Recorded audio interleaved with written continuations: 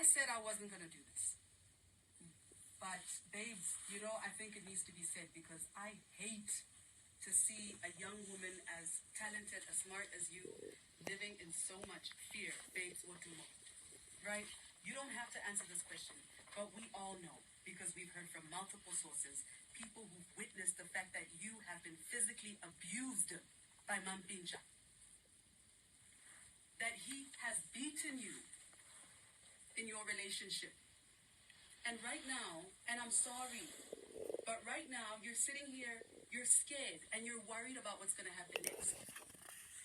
Because you told us a tiny little truth, which is the fact that he went onto your Instagram and posted a picture without your permission. And it's deeper than that. And I can see it in your eyes, you're still suffering. And I don't want you to continue to suffer. Mampintsha has no right to put his hands on you. It's unacceptable. You obviously have a lot of decisions to make, babes. What do you feel like doing next? What do you feel like doing next? Hey, Anas. I think it's a natural answer to give.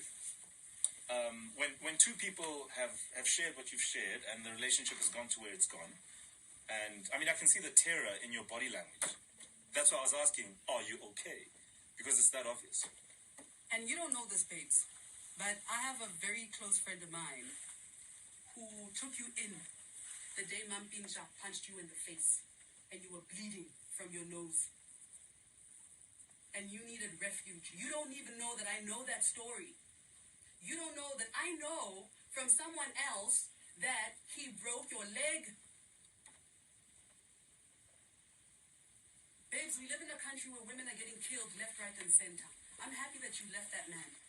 And quite frankly, I am prepared to deal with the BCCSA. Mampintsha, bring it on, quite frankly. We cannot sit in silence when an innocent woman